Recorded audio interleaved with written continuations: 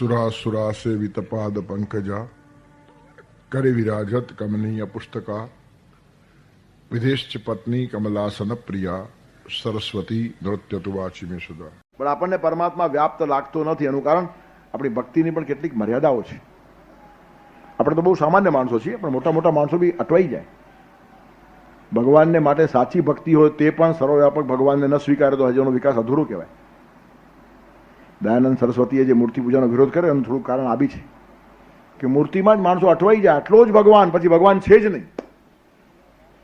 મૂર્તિ સિવાય બહાર ભગવાન નથી એમ તમે જો માનતા હશો તો દયાનંદ જેવા સાત્વિક માણસને ચીડ આવે તો ભાઈ તારી મૂર્તિમાં ભગવાન નથી, જા. તને આ ભગવાન પરથી પ્રેરણા ન મળતી હશે, કામ કરવાની કંઈ સૂઝ ન પડતી હશે. એ જ ભગવાનના અનેક દીકરાઓ ભૂખે મરે છે અને ખવડાવવાની મનોવૃત્તિ પણ તારામાં જો ના આવતી હશે તો આ પથ્થરો છે, ભગવાન છે જ નહીં. એટલે મૂર્તિમાં ભગવાન નથી એ આવેશ અને પ્રતિક્રિયાત્મક કહેવાયેલું છે. મૂર્તિમાં ભગવાન નથી એમ કંઈ દયાનંદ ન સમજે આટલા કંઈ સામાન્ય નહીં હતા. વેદના અભ્યાસી હતા, વેદ વાંચનારા દયાનંદ છે. અને આત્મા અને પરમાત્મા સર્વવ્યાપક હોય અને તે જો મૂર્તિમાં ન હોય તો સર્વવ્યાપક કેમ થાય?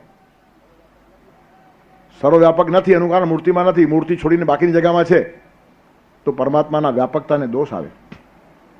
તેથી ભગવાનને એક વખત સર્વવ્યાપક માન્યા તો અણુ પરમાણુમાં છે, જીવ માત્રમાં છે, માણસ માત્રમાં છે, પથરામાં પણ છે, તો મૂર્તિમાં કેમ ન હોય? તેથી સર્વવ્યાપક આત્મતત્વ સ્વીકાર્યા પછી એ ચેતના આમાં ન હોય એ ન માની શકાય તેવી વાત છે. પણ આવું કેવું પડે જ્યારે માણસો એકદમ બાલિશ થઈ જાય અને ભગવાનને ખવડાવવા પીવડાવવા નવડાવવામાંથી ઊંચા જ ના આવે તો પછી કેવું પડે કે ખાલી ભગવાનને ખવડાવ નહીં, ભગવાનના બીજા સ્વરૂપો છે તેને પણ ખવડાવો. ખાલી ભગવાનને નવડાવ નહીં, તું પણ થોડો ના અને પવિત્ર થા. નહીં તો ભગવાનને નવડાવે કરે પોતાનું ઠેકાણું જ નહીં. મંદિરમાં ભગવાનને નવડાવે ને બજારમાં લોકોને નવડાવે, પોતે નાવાની વાત જ નહીં. ત્યારે આવી બાલિશ ભક્તિ નિર્માણ થાય ત્યારે પછી આક્રોશ નિર્માણ થાય અને આક્રોશમાંથી કેટલીક વાતો આવે ને રિએક્શન કહેવાય, ફિલોસોફી ન કહેવાય, પણ એ જરૂરી હોય છે. સમાજને જગાડવાને માટે આવી વાતો કહેવી જોઈએ તો સમાજ જાગે. તેથી મૂર્તિમાં જ ભગવાન છે અને બીજે ભગવાન નથી એમ માનનારની સમજ અધૂરી છે. તે મૂર્તિમાં જ ભગવાન નથી ને બધે જ છે એમ માનનારની સમજણ પણ અધૂરી છે. સમજણ પૂરી એની છે કે જે ભગવાન મૂર્તિમાં છે, મેં કેન્દ્રિત કર્યો છે કોન્સન્ટ્રેટ થવાને માટે, તે જ ભગવાન આખા વિશ્વમાં છે.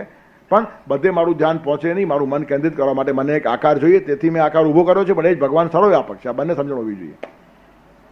તેથી ટ્રાન્સેન્ડન્ટ અને ઇમેન્ડન્ટ બંને ગોડના સ્વરૂપ છે. અંતરતમ સુધી પહોંચેલો એ જ છે અને બહિર વિશ્વમાં વ્યાપેલો પણ એ જ છે. તેથી અંતર્બાહ્ય બધે પરમાત્મા છે. આત હરી બાહેર હરી, અંદર પણ ભગવાન ને બહાર પણ ભગવાન. આ જેના ધ્યાનમાં આવ્યું તેનો પૂર્ણ વિકાસ કહેવાય. મહારાષ્ટ્રમાં સંત નામદેવનું બહુ મોટું નામ. નામદેવ જેવા ભક્તો ઓછા મળ્યા. નામદેવ ભજન ગાવા લાગે એટલે ભગવાન સામે આવીને નાચવા લાગે, જે આપણે તો નરસિંહ મહેતા માટે કહેવાય છે. ભગવાન કહે છે મારો નરસૈયો બેઠો ગાય તો ઊભો સાંભળું. નરસિંહ મહેતા બેસીને ગાય તો ભગવાન ઊભા ઊભા સાંભળે. અને નરસિંહ મહેતા રંગમાં આવીને ઊભા થઈ જાય ને તો ભગવાન નાચવા લાગે. બેઠા ગાય તો ઊભો સાંભળું અને ઊભા ગાય તો નાચું રે. ભગવાનને પણ નચાવી શકે આવી ભક્તિ નરસિંહ મહેતાની હતી. આવી જ ભક્તિ નામદેવની હતી. નામદેવ કીર્તન કરી પુઢે દેવ નાચે પાંડુરંગ. નામદેવ કીર્તન કરે તો સાક્ષાત ભગવાન સામે આવીને નાચવા લાગે. આ જેવી તેવી ભક્તિ નથી. અને આ બધા સંતો એક વખત જ્ઞાનેશ્વરને ત્યાં ગોરા કુંભારને તો ભેગા થયા હતા. ગોરા કુંભારના ઘરે આ બધા જ્ઞાનેશ્વર, તુકારામ, એકનાથ, નિવૃત્તિ, જ્ઞાનદેવ, સોપાન, મુક્તાબાઈ, એકનાથ, નામદેવ, તુકારામ, આ બધી મહારાષ્ટ્રની સંત પરંપરા છે. ત્યારે બધા ગોરા કુંભારના ઘરે બેઠેલા. નામદેવના ભજન અને જ્ઞાનેશ્વરનું પ્રવચન બંને ટોપ. ભજનમાં આને કોઈ પહોંચે નહીં ને પ્રવચનમાં આને કોઈ પહોંચે નહીં. આવી સરસ જોડી. અને આવા ભજન કીર્તન અને પ્રવચન ચાલતા હોય ને તેનું દર્શન કરીને માણસ પાવન થઈ જાય. ભજન ગાનારો એવું ભજન ગાય કે ભગવાન નાચવા લાગે અને પ્રવચન કરનારો એવું બોલે કે બધા જ શ્રોતાઓમાંથી પરમાત્મા જ સાંભળવા લાગે. પરમાત્માને પણ સાંભળીને સંતોષ ના થાય આવી કેટલીક પવિત્ર વાણી હોય. જ્ઞાનેશ્વર તેમાં છે. તેથી જ્ઞાનેશ્વરનું પ્રવચન અને નામદેવનું ભજન રાત રાત કીર્તન ભજન ચાલે. પછી જ્ઞાનેશ્વરની બેન મુક્તાબેન એમણે ગોરા કુંભારને પૂછ્યું, પેલું ટપડું પડે ઉપાડ્યું કે આ શું છે? તો કે ટપડું છે, શા માટે રાખ્યું છે? તો કે આ બધા મટકાઓ થઈ ગયા પછી ફટકારી જોઈએ કે પાકા છે કાચા છે, એમ કાચા તૂટી ગયા પાછા ભઠ્ઠીમાં નાખવા પડે એમ કે. ત્યારે મુક્તાબાઈને મજાક સૂજી કે અહીંયા આટલા બધા માટલાઓ ભેગા થયા છે. જ્ઞાનેશ્વરને કહે છે કે તમારી આજ્ઞા હોય તો હું જરા ચકાસી જાઉં પાકા કોણ ને કાચા કોણ. જ્ઞાનેશ્વરે હા પાડી, ચકાસી જાઉં. તો ટપલું લઈને બધાના માથામાં ફટકારે છે, જેટલા બેઠા ને બધા, કેટલા કેટલા મોટા મોટા માણસો. પણ મુક્તાબાઈ બી સામાન્ય નહીં હતી ને જ્ઞાનેશ્વર તો વળી અસામાન્યના બી અસામાન્ય હતા. પણ આ બધા સંકેત હોય, કશુંક સમજાવવાને માટે આ બધા પ્રસંગો ઊભા થયા હોય. નામદેવને આ ગમ્યું નહીં કે આ શું છોકરમાં ચાલે છે, કયું માટલું પાકું ને કયું માટલું કાચું. સવાલ જ ક્યાં છે? હું ગાતો હું તો ભગવાન મારી સામે નાચે છે, પછી કચાશનો સવાલ ક્યાં આવ્યો? એ હજી મનમાં આવું બધું વિચારે છે. એટલામાં તો મુક્તાબાઈ ટપલા મારતા મારતી પહોંચી આવી નામદેવ પાસે. નામદેવના ચહેરા ઉપર ખિન્નતા, થોડો ક્રોધ પણ ખરો કે આ છોકરામાં શું ચાલે છે. ટપલું માર્યા વગર જ મુક્તાબાઈ કે છે આમ આટલું કાચું છે. વિચાર કરો, કીર્તન કરતી વખતે ભગવાન સામે નાચતા હોય તે માણસને કોઈ કહે કે તારું માટલું કાચું છે, મગજ ફરી જાય. ત્યારે જ્ઞાનેશ્વરને કહે છે કે જ્ઞાનેશ્વર મહારાજ શું કહે છે મુક્તાબાઈ, મારું માટલું કાચું છે? જ્ઞાનેશ્વર કે લાગે છે તો એવું જ, માટલું કાચું જ લાગે છે. હું શા માટે કહું છું? આપણે તો ખાલી દર્શન કરીએ મંદિરમાં જઈને, પણ આ તો ભગવાનને નચાવી શકતો તો એનું માટલું પણ કાચું હોઈ શકે. યેન સર્વમ ઇદમ તતમ એ કલ્પના ન હોય ને. ત્યારે મારું માટલું કાચું કે પાકું, હું ડાયરેક્ટ ભગવાનને પૂછી આવું છું. એમ કરીને તેરે ઢોકીથી 13 માઇલ દોડતા પંઢરપુર ગયા છે, ચાલતા ભગવાનને પૂછવા. અને વિઠ્ઠલનાથના મંદિરમાં જઈને ભગવાન આ શું ચાલે છે? સાક્ષાત તમે મારી સામે આવીને નાચો છો અને આ છોકરી બાલિસ્તા કરે છે, મારું માટલું કાચું કે છે. અને જ્ઞાનેશ્વર જેવો મોટો માણસ કંઈ કહેવાય નહીં, પણ પેલું સમર્થન કરે છે એનું, મારું માટલું કાચું એમ જ્ઞાનેશ્વર કહે છે. ભગવાને તમે સાક્ષાત મને કહો કે મારું માટલું કાચું કે પાકું. ભગવાન હસવા લાગ્યા. સીધું તો કાચું કહેવાય નહીં, પણ આટલું જ કીધું. જ્ઞાનેશ્વર કોઈ દિવસ ખોટું બોલતા નથી. જ્ઞાનેશ્વર કોઈ દિવસ ખોટું બોલે નહીં, એનું કારણ પહોંચી ગયેલો માણસ છે. બહુ આશ્ચર્ય લાગ્યું. તો સમજાવો શા માટે, મારી શું ભૂલ થાય છે, મારું માટલું કાચું કેમ? ત્યારે ભગવાન કહે છે તું 13 માઇલ દોડતો મને અહીંયા પૂછવા આવ્યો તો ત્યાં હું નહીં હતો? 13 માઇલ દોડતા તને અહીંયા સુધી આવવું પડ્યું, એનો અર્થ પંઢરપુરના આ મંદિરમાં જ હું છું, બસ ફિનિશ્ડ. હજી તારે અભ્યાસ પાકો કરવાનો છે. યેન સર્વમિદમ તતમ, જ્યાં જ્યાં જશે ત્યાં પરમાત્મા છે, એ મગજમાં ઉતરવું જોઈએ. આ વાત સમજી લેવા જેવી એટલા માટે છે કે મંદિરમાં મંગળા અને શયનના દર્શન કરનારા આપણે આપણું માટલું પાકું સમજીએ છીએ, પણ સાક્ષાત ભગવાન સામે આવીને નાચે તો પણ માટલું કાચું હોઈ શકે. એટલે આ બધા બહુ જુદા પ્રાંતો છે. ફટ દઈને આપણે કોઈને સર્ટિફિકેટ આપી દઈએ આ માણસ ભગત છે. શું પથરા ભગત છે? સૌથી મોટો ઠગત એ જ હોય. મોટા ભાગે આપણે ઠગતોને જ ભગત કહેતા હોઈએ છીએ. એનું કારણ એ ઠગત પાસેથી આપણે બી ઠગવું છે કંઈક. બધું આવું છે. ઉષ્ટસ ગ્રહે લગ્નમ ગર્દભો શાંતિ પાઠક પરસ્પરમ પ્રશંસંતિ અહો રૂપમ અહો ધ્વનિ. ઊંટના ઘરે લગન, ગધેડો ગોળ મહારાજ, પછી બંને એકબીજાને વખાણે. ગધેડો કહેશે અમારા યજમાન જેવો યજમાન નહીં, આવો જેવો આના ઊંટ જેવો રૂપાળો દુનિયામાં જોયો નહીં. અને ઊંટ કહેશે અમારા મહારાજ જેવો કંઠ નહીં, આ ગધેડા પાસે તાનસેન તો કુછ બી નહીં. બધે આવું જ ચાલતું હોય. આને વખાણે ને આને વખાણે. મહાત્માઓ પોતાના ચેલાઓને ભગત ભગત કહેતા હોય ને ભગત પોતાના મહાત્માઓને ભગવાન ભગવાન કહેતા હોય ને આ બધી ઊંટ ગધેડાઓની જોડી ચારે બાજુ ફરતી હોય. સર્ટિફિકેટ આપવાનો આપણને અધિકાર છે. ભગવાન સામે નાચે તે પણ નામદેવ કાચો હોઈ શકે, જ્ઞાનેશ્વર કહી શકે, પરમાત્મા કહી શકે. અને ત્યાર પછી ભગવાન પોતે એને કહે છે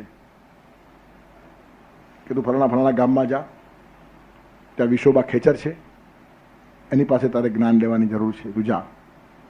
નામદેવ જાય છે. જે સ્થળ આપેલું ત્યાં ગયા. શિવ મંદિર હતું. શિવલિંગ ઉપર પગ રાખીને આ માણસ ઉતરેલો હતો. નવાઈ લાગી, ઉદ્ધત માણસ છે, શિવલિંગના ઉપર પગ, કઈ શરમ જેવું છે કે નહીં? પછી આજુબાજુ લોકોને પૂછ્યું કે આ કોણ છે? તો કે આજ વિશોબા ખેચર છે, જેની પાસે જ્ઞાન લેવા મોકલાવેલો ભગવાને પોતે સાક્ષાત. તે માણસ શિવલિંગ ઉપર પગ રાખીને સૂતો છે. ચીડાઈ ગયા અને કહે છે કે તમારું નામ સાંભળીને આવ્યો તમારી પાસે, પણ તમે આટલા નીચી કક્ષાના માણસ છો. શિવલિંગ પર પગ રખાતા છે કોઈ દિવસ? કોઈ સામાન્ય છોકરાને બી અક્કલ છે? આટલી મૂર્ખાઈ તો કોઈ બાલીસ છોકરો પણ નહીં કરે. તો કે નહીં, મને વાંધો નથી, હું તો ગમે ત્યારે સૂઈ જાઉં છું, પણ તું જ મારા પગ શિવલિંગ ઉપરથી ઉતારી નીચે મૂકી દે, મને વાંધો નથી. એને પગ ઉપાડ્યા, બીજે મૂક્યા, ત્યાં પણ શિવલિંગ, ત્યાંથી ઉપાડી ત્યાં મૂક્યા તો શિવલિંગ, જ્યાં જ્યાં એના પગ મૂકે ત્યાં શિવલિંગ જોવા મળે. ત્યારે પેલો છે, હું કરું છું, હું જ્યાં પગ મૂકું છું ત્યાં નીચે શિવલિંગ આવી જાય છે, તો હવે તું મૂકી આપ તો મને વાંધો નથી, બાકી મારા માટે આ શક્ય જ નથી. એ માણસ જ્યાં જ્યાં પગ મૂકે કોઈ દિશા જેવી નથી જ્યાં ભગવાન છે નહીં. પછી એને જ્ઞાન થયું અને ત્યારથી નામદેવની ભક્તિને એક જુદો રંગ આવ્યો. પર્ટિક્યુલર માળખામાં જ ને પર્ટિક્યુલર મૂર્તિમાં જ ભગવાન છે ને અન્યાશ્રય ને આશ્રય ને અનન્યાશ્રય ને શું આપણે ચક્કર ચલાવીએ છીએ ખબર નથી પડતી. આખી દુનિયામાં એ જ પરમાત્મા વ્યાપ્ત છે. એનો અર્થ તમારું એક મનોહારી રૂપ તમે રાખો, પણ એનું મહત્વ કોન્સન્ટ્રેશન તમારા અભ્યાસ પૂરતું છે. એ કંઈ જગતમાં ઝઘડા કરવાનો વિષય નથી. બાલિશતા છે, જગતનારો માણસ બાલિશ છે, એને બિલકુલ ડેવલપમેન્ટ જ નથી. તેથી મારું મન ક્યાં લાગે છે, બુરા રહું છે પુરા રહું છે ન ભેદ પારમાર્થિક તથાપી મામકી ભક્તિ ચંદ્રચૂડ એવી હતી. અપૈયા દીક્ષિત બહુ મોટા માણસ થયા. એ કહે છે મને ખબર છે પુરારી અને મુરારીમાં કોઈ ભેદ નથી. પુરારી એટલે શિવજી અને મુરારી એટલે ભગવાન વિષ્ણુ, એમાં કોઈ ભેદ નથી. પણ મારી ભક્તિ ચંદ્રચૂડ ભગવાનમાં જાય છે માટે એનું ધ્યાન કરું છું, બાકી મને મુરારી માટે દ્વેષ નથી. કોઈ પણ માણસ એક ભગવાન ઉપર પ્રેમ કરતો હશે અને બીજા ભગવાનનો દ્વેષ કરતો હશે તો એ માણસ પહેલા ભગવાનનો પણ દ્વેષ જ કરે છે. એ દુશ્મન છે, ભગવાનનો મિત્ર હોઈ શકતો નથી. હું કૃષ્ણને ચાહું છું અને શિવને માનતો નથી તો કૃષ્ણ તને સ્વીકારતો નથી એમ સમજી ચાલ. હું શિવને માનતો નથી એમ કહેનાર માણસને કૃષ્ણ સ્વીકારી શકતા નથી, અને હું કૃષ્ણને માનતો નથી એમ કહેનારને રામ પોતાની પાસે પણ ઉભો રાખતા નથી. તેથી આ જ મારો દેવ અને આ જ સાચો અને આના કરતાં બધું જ ખોટું, આવી રીતની બાલિશતાઓ ધર્મના ક્ષેત્રમાં ચલાવીને સત્યાનાશ આપણે ધર્મનો પણ કર્યો છે ને આપણો પણ કર્યો છે. તેથી મુરારી અને પુરારીમાં કોઈ ભેદ નથી. મારી ભક્તિ પુરારીમાં છે ત્યારે હું એનું ધ્યાન કરું છું, પણ મુરારીને પણ નમસ્કાર કરું છું. અને એટલે જ શાસ્ત્રીય ભાષામાં કહે છે કે માણસની ધ્યાન મૂર્તિ ભલે એક હોય પણ ભાવ મૂર્તિ અનેક હોય. જેટલા બી પરમાત્મા છે બધા જ ગુણાત્મક છે, દરેક પાસેથી મારે કંઈક શીખવાનું છે. હું ઘણી વાર બહુ ગામઠી ભાષામાં કહું છું, કુટુંબમાં એકાદ છોકરી પરણીને આવે તો એનો પતિ એનું સર્વસ્વ છે, એ ધ્યાન મૂર્તિ છે, અને ઘરના બીજા બધા માણસો ભાવ મૂર્તિ છે. બાકી બધાનું અપમાન કરવાનું, પતિ એક જ મારો ને બાકી બધા નકામા. ઉલટા બધા પતિને ગમતા માણસો છે, એના સંબંધીઓ છે, એના છે, તેથી બધાની સેવા કરે છે. ઘરમાં આવેલી છોકરી પોતાના પતિના મા બાપની સેવા કરે, ભાઈ બહેનોની સેવા કરે. શા માટે? મારા પતિને ગમશે. તેમ તમે જે ભગવાનને માનો છો એનું જગત છે, અને એ જગતમાં તમે ઘૃણા દ્વેષ કોઈ પણ એકાદ માણસનો કરી શકતા હશો, તમે ભગવાનને અસ્વીકારે છો એમ માનીને ચાલો. તેથી કોઈ દિવસ એવી ભ્રાંતિમાં અને મૂર્ખાઈમાં રોજ નહીં.